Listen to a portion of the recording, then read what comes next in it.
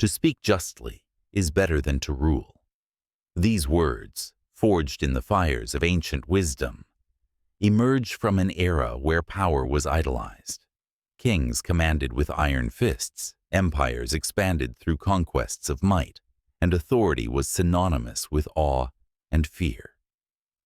Yet, even amid this worship of dominance, there were enlightened souls who pierced the veil, unveiling a deeper, more enduring truth. Real strength, the kind that transcends thrones and outlives dynasties, isn't wielded through scepters of supremacy or legions of loyalty extracted by intimidation. It blooms from the fertile soil of character, not coercion, from fairness that fosters faith, not force that instills fear.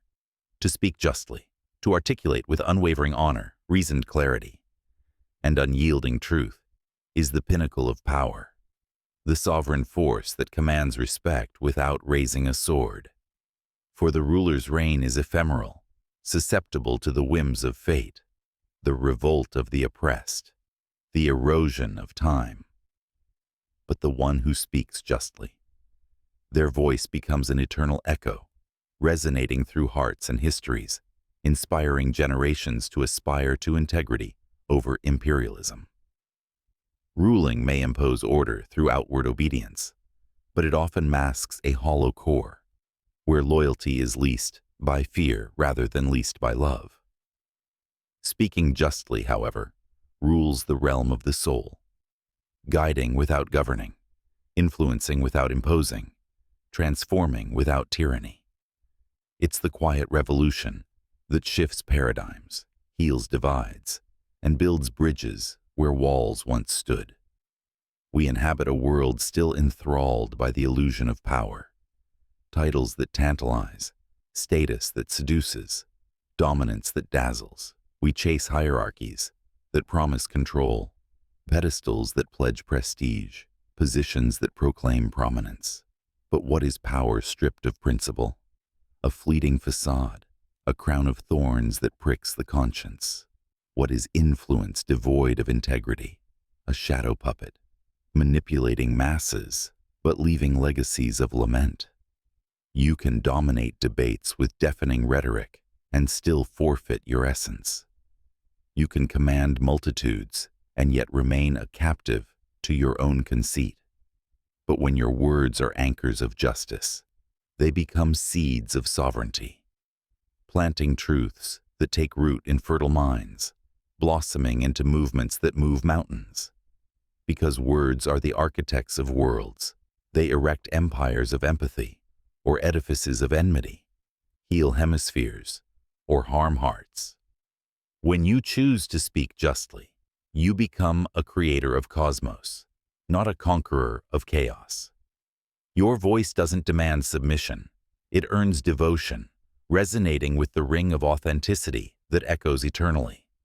Power can muzzle multitudes into momentary compliance, but justice mobilizes masses toward meaningful change. Power may subjugate, but justice sustains, enduring through eras, inspiring uprisings of the spirit long after tyrants turn to dust. It demands daring to articulate justice when deception is convenient, when truth tempts turmoil, when silence seems safer. Justice never sprouted from the soil of ease. It thrives in the thorns of trial, born from those who ascend amid adversity, who champion what's right when the masses march astray. So, interrogate your own odyssey. Do you crave to rule through intimidation's iron, or resonate with justice's jewel? Do you seek subservience shadowed by fear, or solidarity sparked by respect? Do you desire a title that tarnishes, or a legacy that illuminates? For rulers may etch their names in history's tomes, but those who speak justly engrave them in humanity's hearts. Their utterances become eternal embers, igniting inspirations, fostering freedoms, guiding generations toward greater goods. Justice in expression isn't flawlessness. It's fidelity. Listening before leaping to conclusions, pondering before pronouncing judgments, elevating before eviscerating egos. It's forging phrases that heal rather than harm, lead rather than lord, unite rather than uproot. Every dawn gifts you this power, to infuse your interactions with justice's grace, to speak in ways that soothe souls, to lead with language that lifts, to stand for sanctity even in solitude. Because the paramount pioneers weren't the most vociferous victors. They were the clearest communicators, the fairest facilitators, the ones who elected equity over ego, verity over vanity, ethos over empire.